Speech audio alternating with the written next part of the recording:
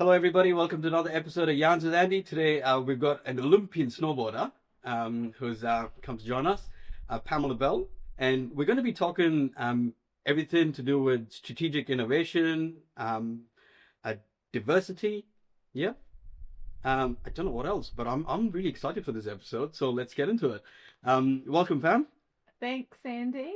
Kia ora koutou. Ko Pamela Bell, toko ingoa. I'm Pamela Bell. It's really nice to be here. Thank you so much for making the time for being here. Tell us a little bit about yourself. Cool. Well, I'm a person that started out with studying architecture. Yeah. I took a little break, a year off, that turned into 7 years. That's when I went snowboarding. Yep. And you became an Olympian? Discovered Whistler, became an Olympian, did a few steps before that, and then returned to architecture school. Yeah, and cool. then got really interested in prefabrication. Yeah, and you started your own prefab company as well? That's right, we did. Essentially, my master's thesis got turned into an exhibition at Pukeariki in New Plymouth, a book called Kiwi Prefab, same name, and an industry association, or what we like to think was a social enterprise called Prefab NZ, and it's alive today, and it's called Offsite NZ. That's right, there's a name change. Yeah, and so since then I've been doing some consultancy, and now I'm doing a renovation. I'm at Institute of Building, and we are looking at it as a legacy industry association for the last 40 years and preparing it for the future, for the next 40 years. All right. So it's good fun. Cool. You also have a very interesting job title now, don't you? You're the Chief Everything Officer. Oh, 100%. Where does that come from? In a small non-profit, it's all hands on deck. Yep. So we're only 7 people in the Institute of Building, but we have a massive network of volunteers. So we have committee members and board members, and we must have probably about 100 people in our close proximity of volunteers. Yep. So it's a huge network of passionate people who are in commercial construction. So site managers, project managers, construction managers, and a few more design managers and digital managers growing around the edges. So what does NZIOB actually do in the construction industry? So the Institute of Building looks after people who want to build their construction careers. Yep. So we provide skills, information, workshops, opportunities to get continuing professional development, and also a reward and recognition program called the Building People Awards. Yeah, right. It's a national awards program, and we have a dinner for 600 or 700 people and awards in about 11 or 13 categories, depending on where things are sitting. Yeah. And we also do a national conference, and it changes. It's biannual, every second year. It's a different one. This year it's DigiCom. It's the digital community.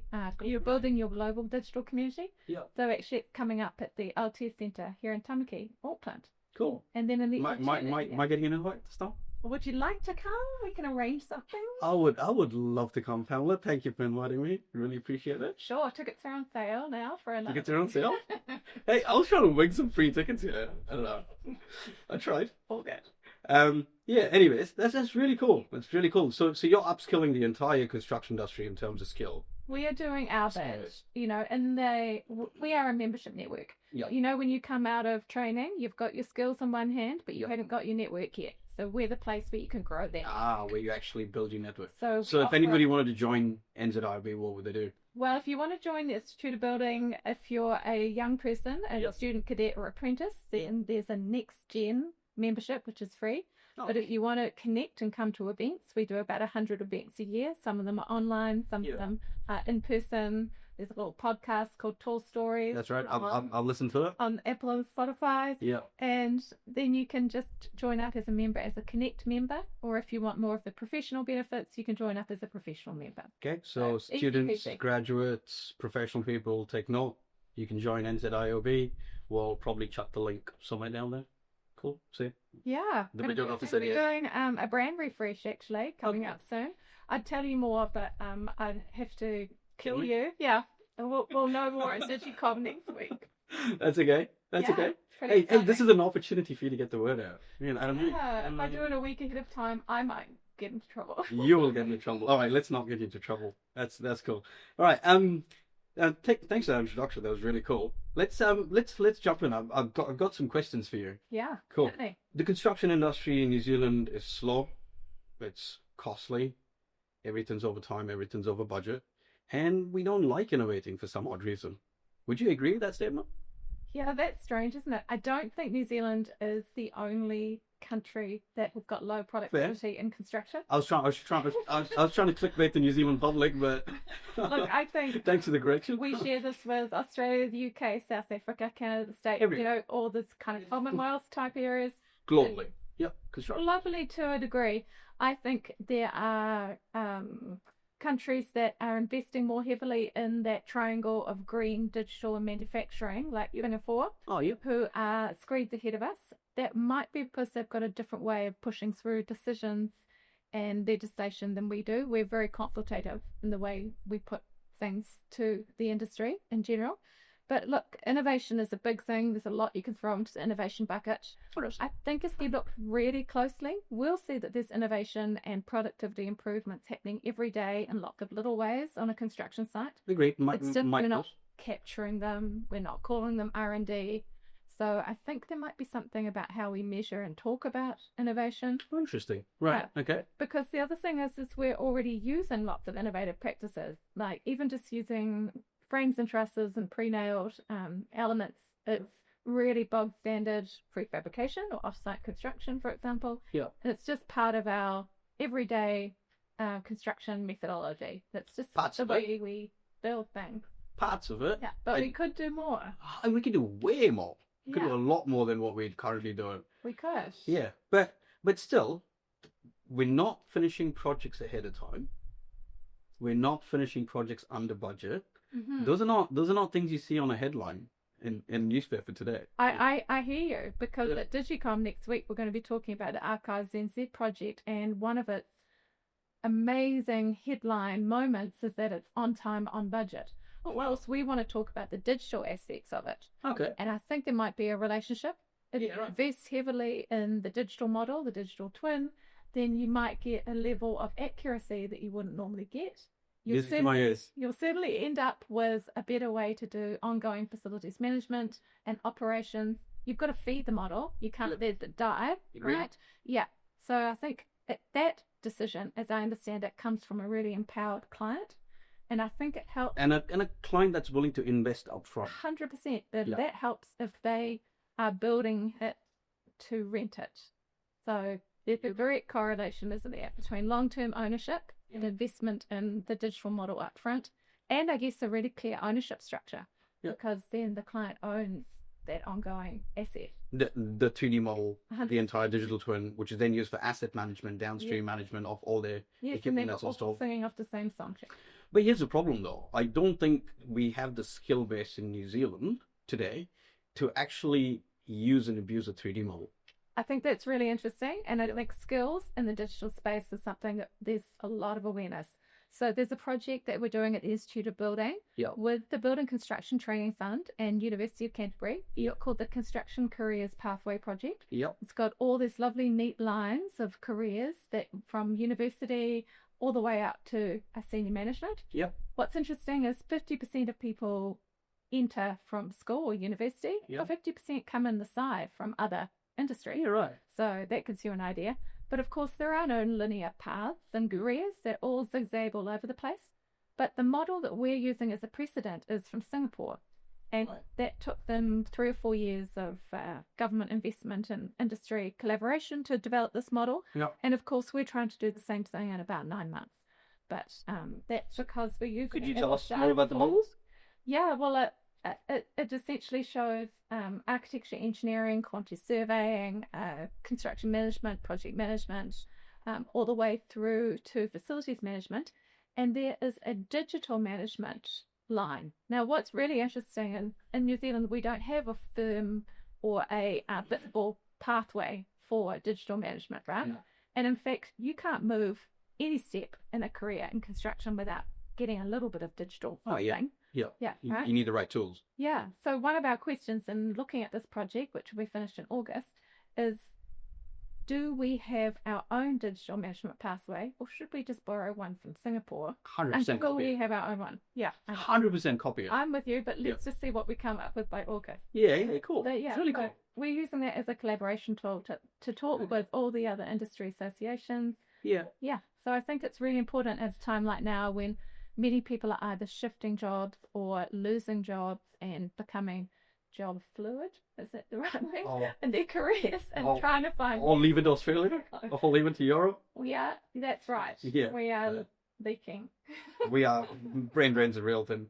Yeah, no, but back to that digital framework that you were talking about. Yeah. Have you explored Project 13, developed by the Institute of Civil Engineers in the UK?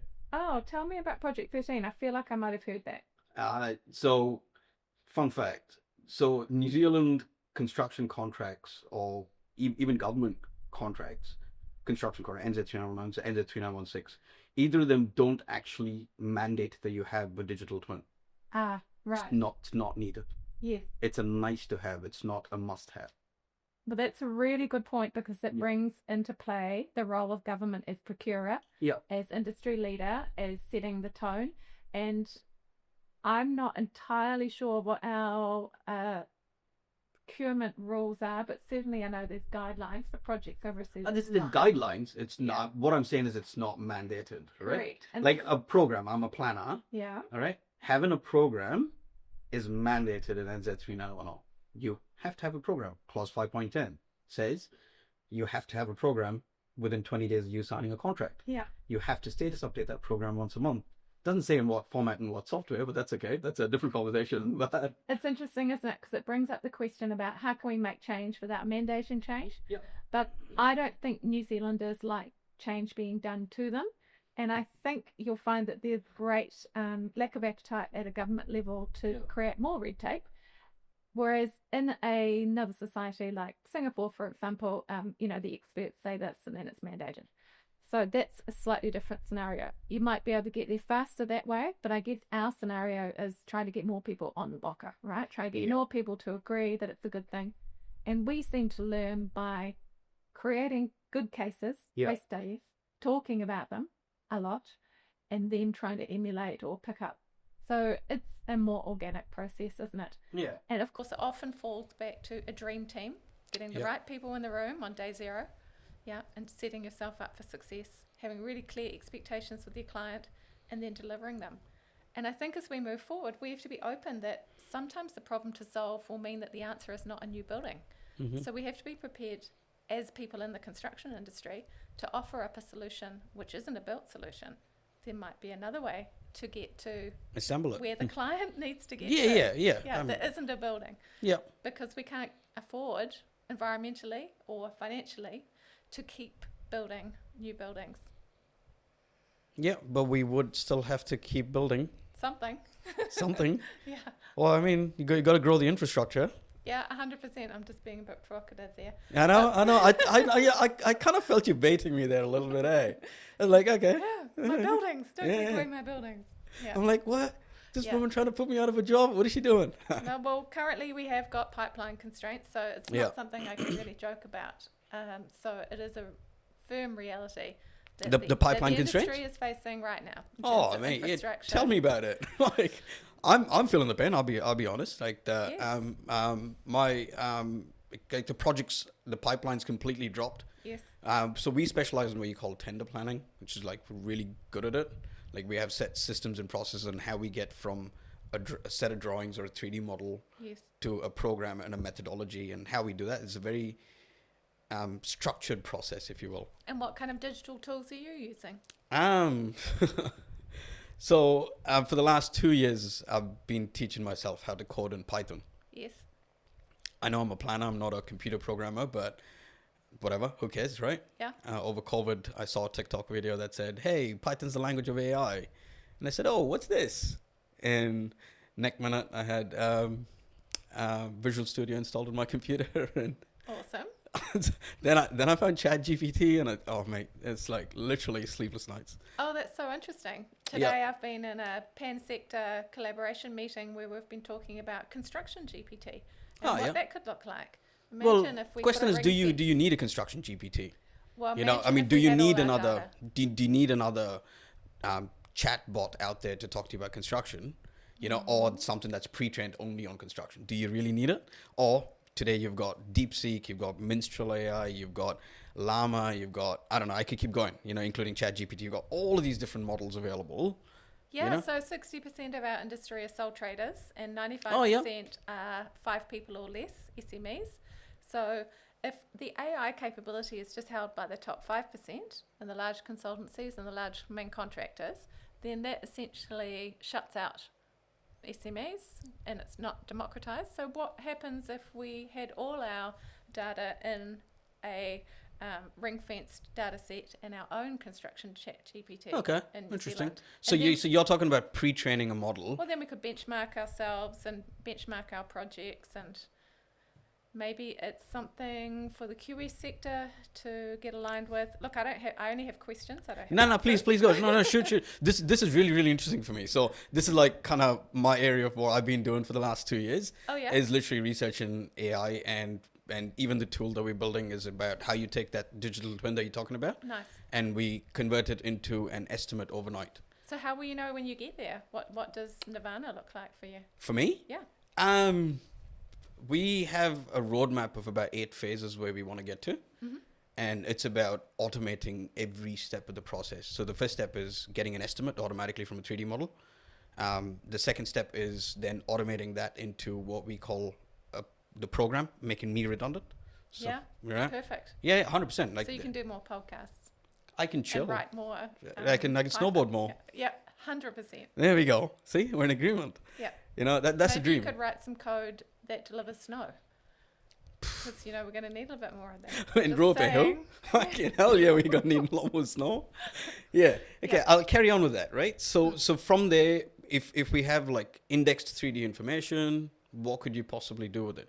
Can we then create an AI agent to then find the job site's location and go and say, I'm going to send out automatic RFQs based on this indexed quantified information and collect pricing from the market, 100 kilometer radius to job site, Sure. and make a recommendation on who we should choose based on Google ratings. Sure.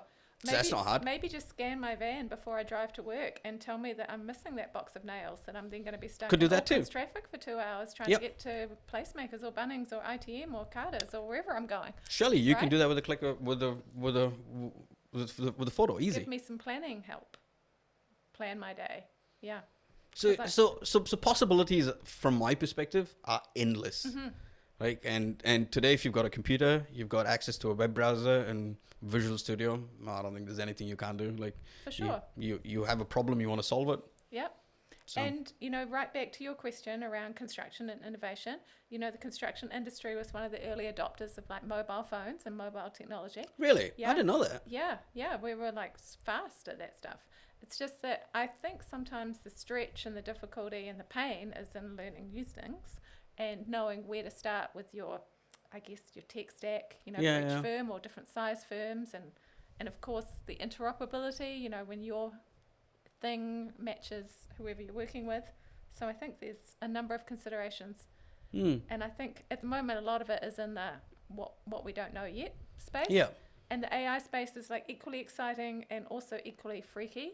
Like we've got a It's scary. presentation at Digicom next week from Charlie Wren. He's at one of the Californian universities, and he's just done a TED talk. Oh, cool. Which is about, cool, but also eye-opening. It's about the sustainability and water environmental effects of AI.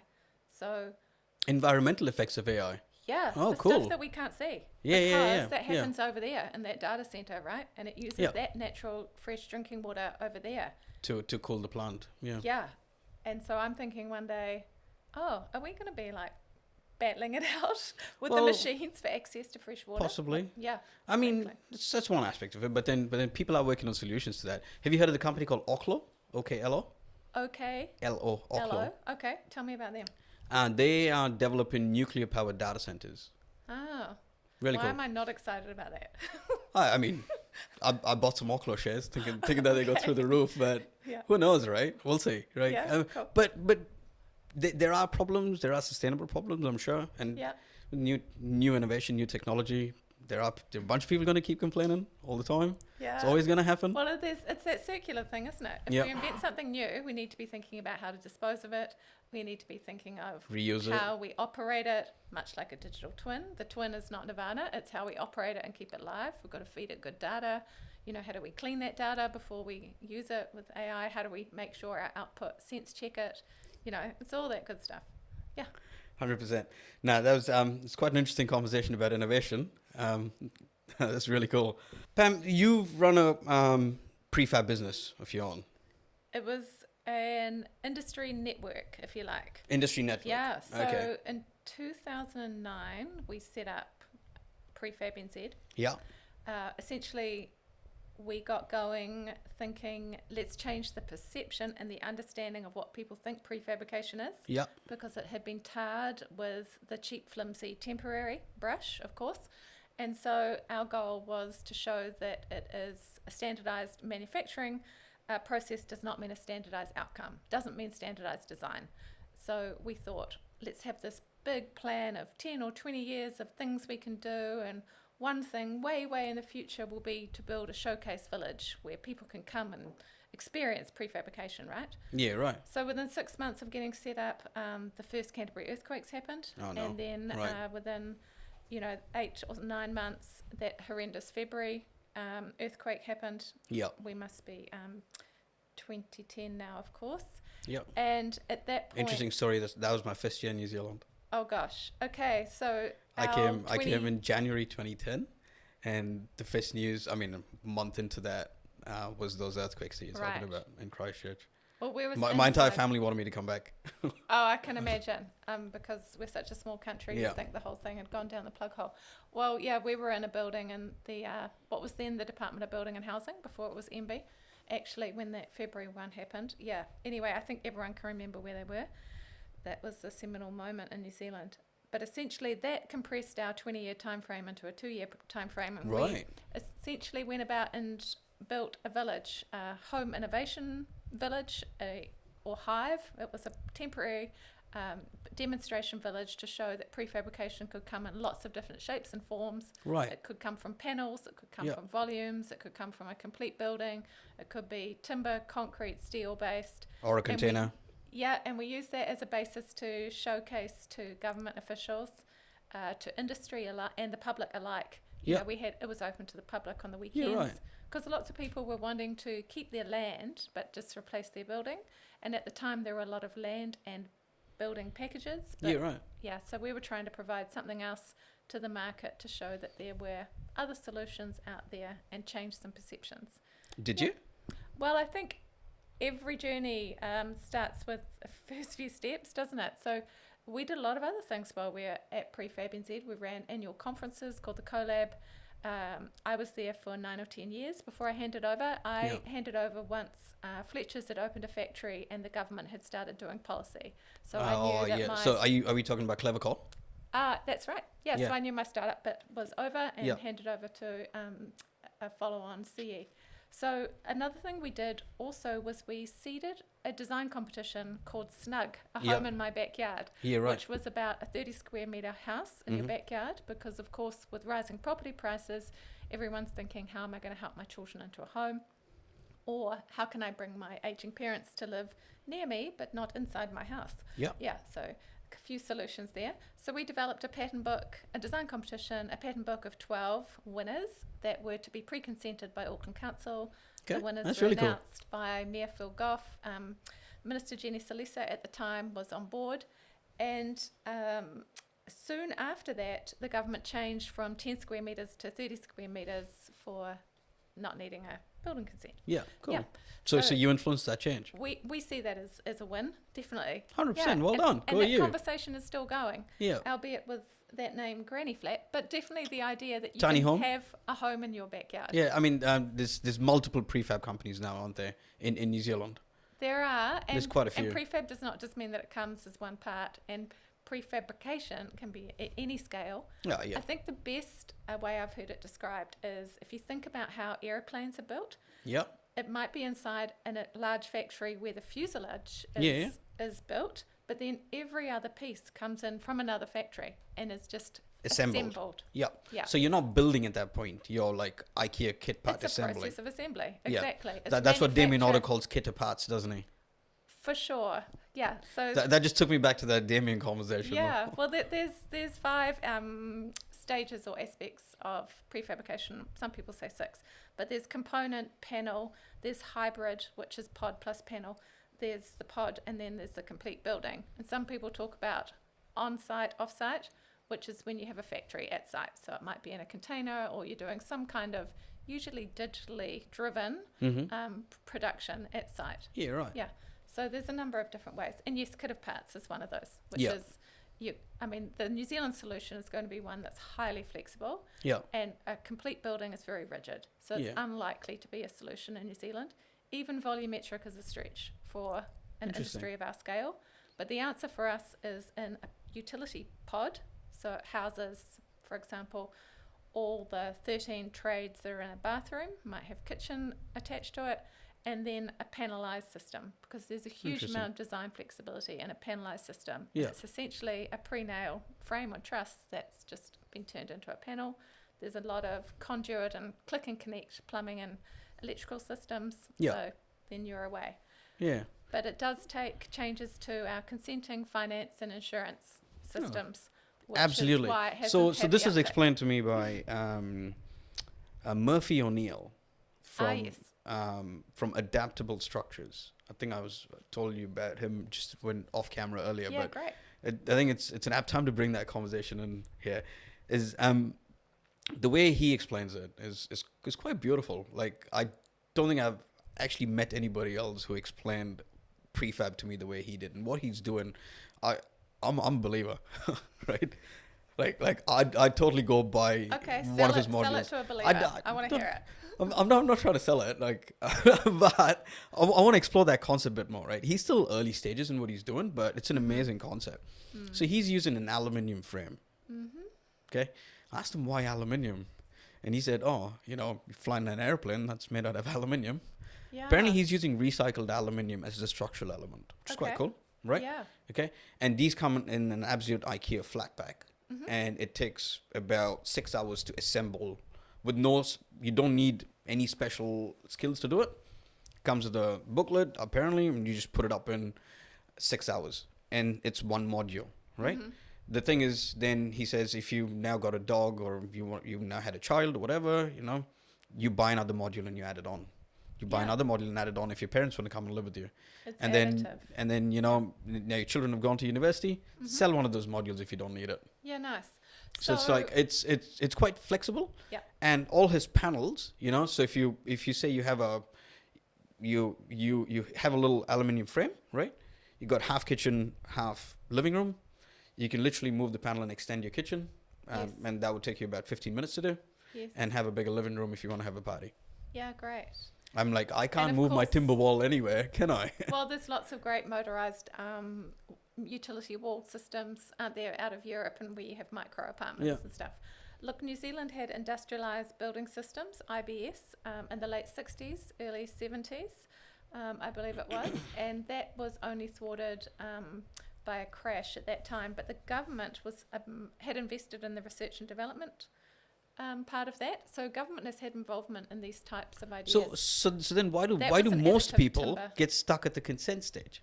Why do most people get stuck at the consent stage? See, you talk Oh. you talk prefab, right? Or Well, you if talk it's a new system yeah. with a perceived risk attached to it, then it falls victim to our low threshold for risk because of the leaky housing Yeah. situation and because of our insurance being joint and several, which means you can sue everyone in the project as opposed to being proportional to whoever made the biggest risk. So in New Zealand, that means that the last person standing is the local council, which means they have to hold a big fund to rectify anything that goes wrong. So which they're means the unlikely- taxpayers are held liable, technically. Unlikely. Yeah, that's right. Ratepayers are liable. Yeah, ratepayers, which sorry. means people are unlikely to want to go outside the boundaries of what are already tested and known. So anyone who's introducing a new system has to do their own testing, right? You have to Yep. get your code mark. Yeah, or code mark, and then you got to get Yeah. fire rated tested, you got to get all that structural stuff. tested, And the so whole lot. brands do Yeah. some of those testings and other entities do those tests. Yeah. And I believe we're having some changes so we can accept international testing as well, which is Yeah, right. important for things like cross-laminated timber, which came to us from Austria Yep. and was already Excellent. 50 years exactly. And yeah, XLAM and Red Stag, and so that was already proven technology. Yeah. But of course, you have to start again here. Yeah, and we use them as structural elements in certain buildings too. Yeah. Interesting. Yeah, exactly. Because the whole char thing means it's still structural. Yeah, it's super interesting. Yeah. And I think what New Zealand's doing in mass timber is really interesting.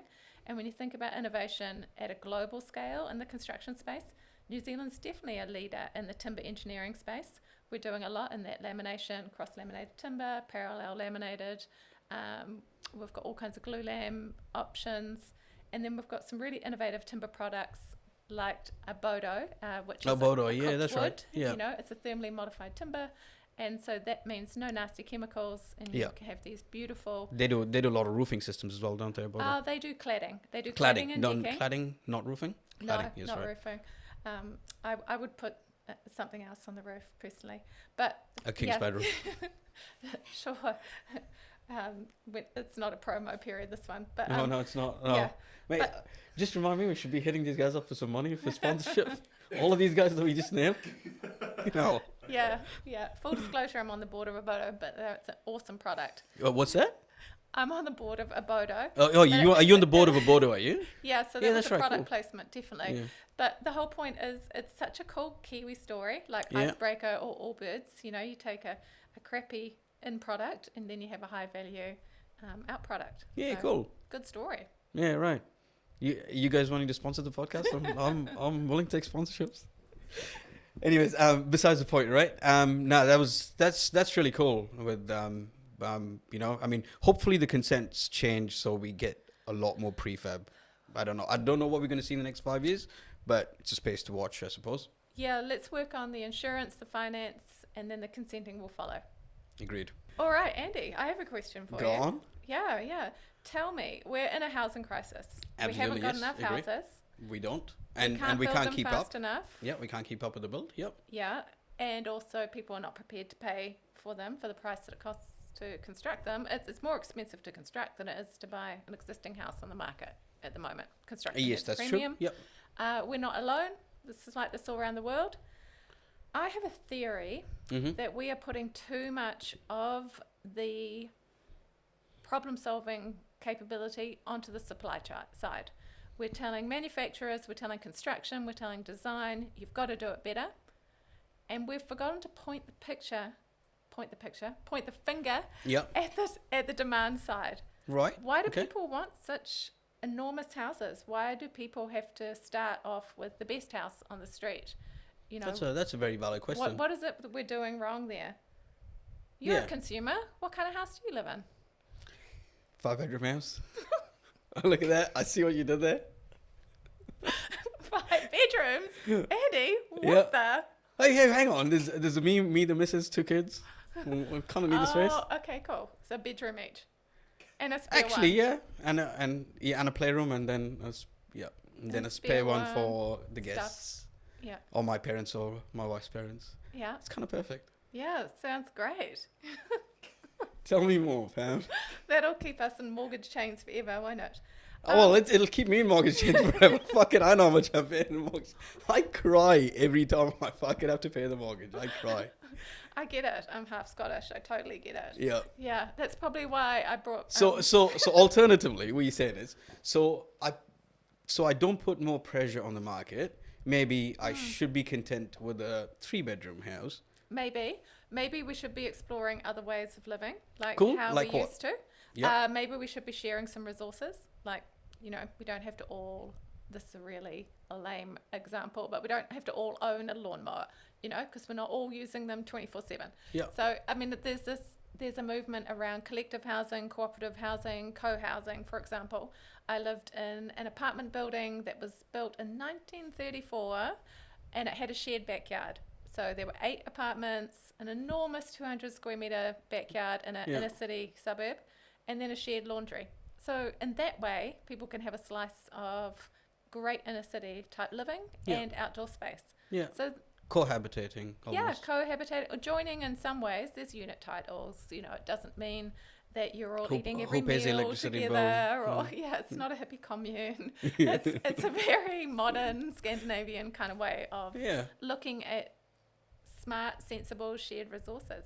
Interesting. None of yeah. this like big fences and tiny little backyards. You know, like where are the Yeah. spaces in between that we can come together and create community or shared opportunities.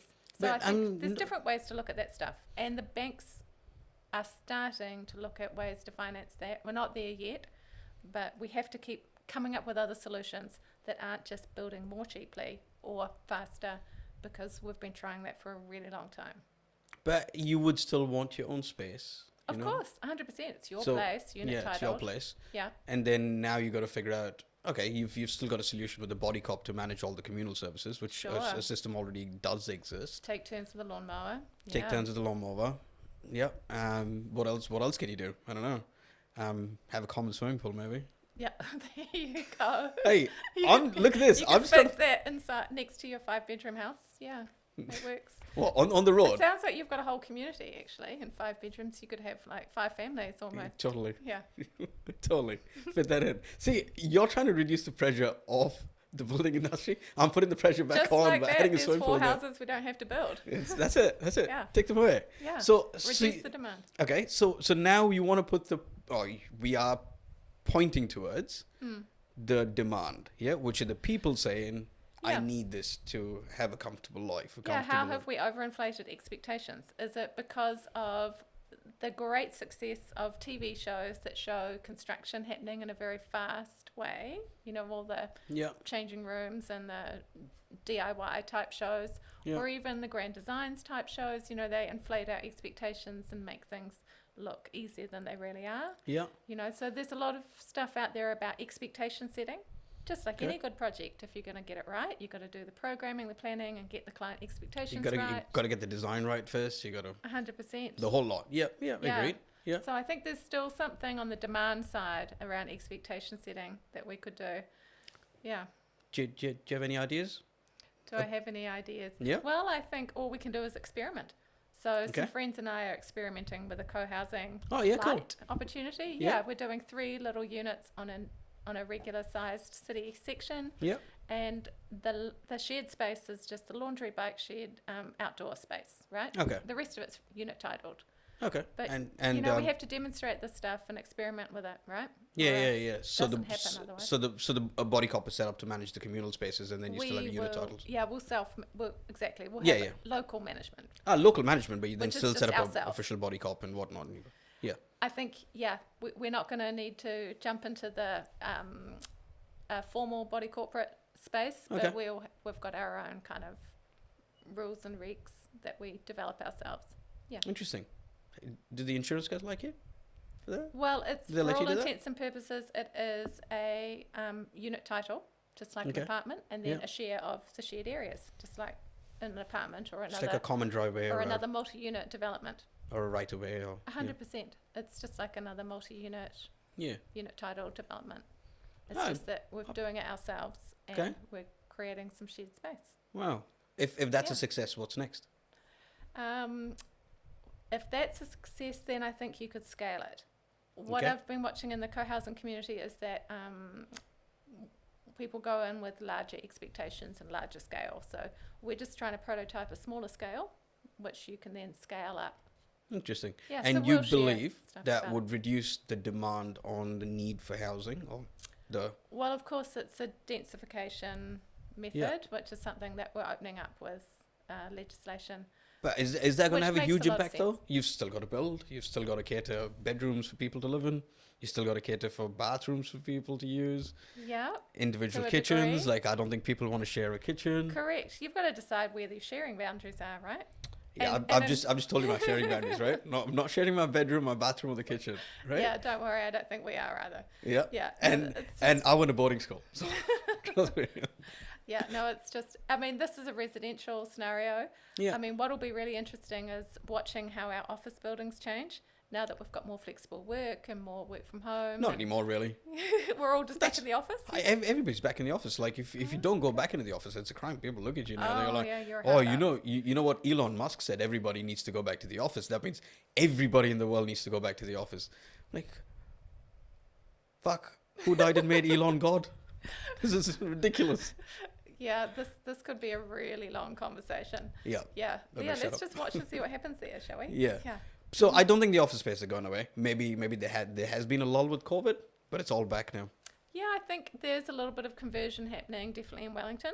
And some of it is happening for conversion into that social housing space, which is particularly useful because the community housing sector has to look at different ways of providing housing to the market, because it can't rely on the government's IRRS, income-related rent subsidy placements. So there's different prototypes that are kind of in that build-to-rent space, but involved with philanthropic entities, obviously, because it's a long-term solution, much more like what you see in Scandinavia or Northern Europe, where you have a commercial entity holding a multi-unit residential development and having a fairly fixed rents or below market rents. Okay, so it's actually affordable and people can actually live in it. Yeah, so that's another way to do affordability. Yeah, it's definitely not just creating more detached houses. Yeah, standalone houses with 5 bedrooms and swimming pools. Pam, how many bedrooms? I don't have a swimming pool, by the way. Just putting it out there. I'd love to have one, but don't have one. Yeah. Don't tell the kids we're talking about swimming pools. What? How many bedrooms do you have? We have 3 people, 3 bedrooms. Yeah. Okay. I almost average the same. It's all right, but it's an apartment building. It has a really light footprint. Yeah, you have an X, Y, and a Z coordinate. I only have an X and a Y coordinate. Yeah, exactly. Anyway, really interesting. Let's keep an eye on the space. And I want to know what happens with your shared unit space. Do keep us posted. Housing light. Housing light, yeah, with the housing light project. Yeah. I'll keep a close eye on it. Yeah, it's gonna be fun. I'll be interested. Not many people have experienced being an Olympian. That's really cool. An Olympic snowboarder. That's crazy cool. What's the story there? Yeah, well, specifically 751 experienced being Olympian before me. I'm number 752, which is not a number that kind of rolls off my tongue. But yeah, really, really cool experience. For me, I was the first Kiwi to represent New Zealand for snowboarding. Oh, wow, really cool. Probably because it was the first time snowboarding was at the Olympics when I went in 1998. Yeah. And we had a few more people, a couple of Olympics after that, which was cool. But my Olympics was in Nagano, Japan. Yeah. It was the first time Olympics was at the hosted snowboarding. And it was crazy because we had been developing our own World Cup circuit. I was training with the Canadian team. A year before we went qualifying for the Olympics, the Canadians turned around and said, "Hold on a minute, you're from New Zealand, you can't train and compete with us anymore." And I went, "Oh, thanks a lot, guys." Yeah. I thought you were my family. So that was a really Not anymore. hardcore, not anymore. Yeah. And then I broke my leg in that 12 months of competing. Yeah. And in fact, what happened, it was a little bit crazy, really. I found out that I hadn't made the cut. And I was like, okay, yeah, I get it. There's 100 of women who are better than me if I look across North America and Europe. But of course, going to the Olympics, you're only allowed, I think it's 2 from each country. Okay. So actually what happened was the Canadians made them do a recount. And I got in. But the only way I found out, if you can imagine, this is before we were interneting and even cell phoning, is I went and called my mum from a phone box in the middle of the night in some snow-laden place in Austria. Yeah. And she said, "Oh, we've been looking for you everywhere. They've done a recount. You're in." Cool. And then I was like, holy smokes, I've got 2 weeks until the Olympics. Yeah. And you know what was super funny is then I got back on the slopes and I was kind of like, if anyone touches me, I think I'm going to kill them. You know, right. Don't Because break you my gotta take legs. Yeah. I'm precious. Yeah. Eyes behind your head. Yeah. Yeah. I was super aware of everything that was going on. Yeah. That was a crazy experience going to the Olympics. And I got to really feel like I was part of a team.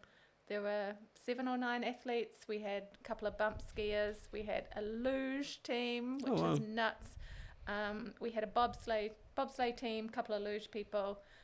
We had a speed ice skater, and there was myself and my boyfriend who was my manager, and we were just like, this is nuts. And when we walked around that opening ceremony, it was like, holy shit, we're like those people you see on TV at the Olympics. You know, we had that You, total you're not moment. like those people. You are We those actually people. are those people. You are those Yeah. people. Yeah, lots and lots of like crazy imposter Yeah. syndrome stuff. Yeah, it was a Well- crazy experience. What was the pressure like?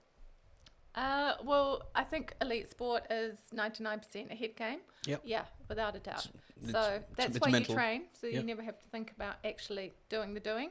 And of course, you're focusing on some technique stuff or some process stuff, and you're trying not to think about the outcome, all the good things that you carry on into other parts of your life. But look, it was really interesting. It was all made for TV. Yeah. So they cancelled on us. A foot of snow fell, and then they're like, oh, we have to use the camera somewhere else tomorrow, so we're just going to run it. And so it was like just totally B-grade conditions. No, that they really. ran it in. I mean, it was the first one. And, Yeah, I mean, yeah. and think about it. You actually paved way for all the other Look- women that got into snowboarding from New Zealand. That's yeah, look, crazy. I for me it was a massive thing, and Yeah. you know what's been amazing to watch is the people that have gone on, and of course now we have gold medal winners, which is Yeah, that's right. incredible. I never Yeah. thought in my lifetime that I'd see that, and so that's You were the amazing. trendsetter. You paved the way for all of them. Well, none of those people were alive when I went to the Exactly. Olympics, 1998. because I went last century. Yeah. Yeah. No. I know. Tell you what, that makes someone feel very ancient. But yeah, it was super. Nah, it was a you're great not. privilege. You're not that old, Pam. I'm stoked, and I really love the whole spotting the gaps thing. Doing Yeah. something for the first time. Yeah. You know, that's what I love. Yeah, you know, right. Paving the way, and then afterwards we started a little New Zealand Snowboard Academy Cool. and taught teenagers about they didn't want to know about nutrition or Yep. physical exercise or tuning their I'll eat that little snowboarders. pie and I'll go off the slope. But they really wanted to know about sponsorship. So Yeah. so we taught all that stuff. Plus cool. we had all the latest coaches and riders and the kids. It was such a cool time coaching teenagers and taking them Yeah. to Canada for summer camps and stuff. Oh wow. Yeah, it was great fun. Yeah, real cool. Yeah. Have you like learned things from being an Olympian that you then translated into your professional life in construction today? 100%. Like what? Yeah. Like I mean, everyone I does. know, like I want to quit and I want to travel the world snowboarding, right? It'll yeah. happen someday for sure. Oh, well, you might as well, because you learn heaps of stuff. Yeah. It's so funny because it kind of feels like you're not in the mainstream, but you're learning so many good life skills and goals. Look, I think the ability to make quick decisions, being able to focus and be persistent or stick to a goal. Obviously, for every good point, there's a flip side, which 100%. you have to learn how to manage that in your working environment, and especially in team environments, because I'm so used to individual sports. So, you know, there's lots of flip sides, but like anything, performance is a mental game. And the things Mental that I strength. really love is paving a new way. So whether it's snowboarding and Or going through that prefabbing. pathway, or prefab for the first time, Writing a book. or writing a book, or renovating an old boys club. That's which it. is what I'm Oh, up to yeah, at that's the right. moment. So Yeah. I just quite like the new stuff. Yeah. And once I've done it, I don't want to do it again. Yeah. And someone once explained it to me. They said, do you want to go back and do another Olympics? And I said, oh, no, because it's a really mixed experience. Like, Yeah, there's okay. a lot of hard parts. And someone said, oh, because it's like putting on wet togs. And I was like, yeah, sure. Okay, that's what it is. It's like just ick. Yeah. Done it once, not again. Yeah. Right. Yeah, it makes sense. Yeah. Yeah, sure. Yeah, wet togs. Yeah. Wet dogs. Yeah. I had to think about that one. Yeah. Second. Yeah. Wet body. Yeah. Wet body. Yeah. Yeah. Yeah. Yeah, it's really cool, and I'm truly honored to have an Olympian snowboarder. But I think you have some Bruce. snowboarding stories of your own. I did, yeah. About how I started snowboarding. And how you're an international snowboarder. I heard before that you've like snowboarded in France and Canada. Hey, you're Whistler. you're the Olympian. Like, I can't even Some get of my favourite airtime on my places. snowboard. Eh? I'll be honest with you. I can't even get airtime on my snowboard. I'm comfortable with my You snowboard don't have on to the do snow. gymnastics. Like Yeah. snowboarding is like on the snow. Just Yeah, in case and anyone's. I see a jump and I'm like, yep, I'll roll over it. Yeah. I'll roll over it. I'm Okay. good. Yeah. Yeah, no, I love snowboarding. Like, you know, gaining momentum by displacing body weight on a plank of wood. Fuck, who wouldn't Yeah. like that? Yeah, really. Yeah. Literally, people ask me why you like it. That's literally how I describe it. Oh yeah, a bit of physics. Bit of physics. And a little bit of like total body freedom. Like Yeah. there's There's nothing like the freedom of literally flying down the hill. Absolutely. Nosing it straight down. Yeah. Like, freaking the fuck out. At full health and safety and not collecting along the way and wearing a helmet and all those disclaimers. Goggles. But yeah. Yeah. Yeah. Wrist guards? No. Actually, who needs those? Yeah. Good fun. No, yeah. No. So I'm from southern India, where we're close to the equator, Heaps so of we snow. don't really heaps of it, Yeah. tons of it, tons of it. Go to Chennai and say snow. People wouldn't know how to spell the word. Slushy. Yeah. Yeah, slushy or wet? You mean?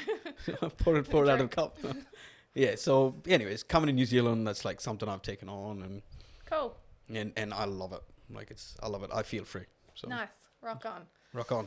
All right. And Pam, and thank you so much for making the time for being here. Really appreciate the conversation. You're very welcome. Yeah, Olympian snowboarder in my podcast representing. Nobody else got that. Thank you so much, appreciate it. Awesome. Cheers, Andy.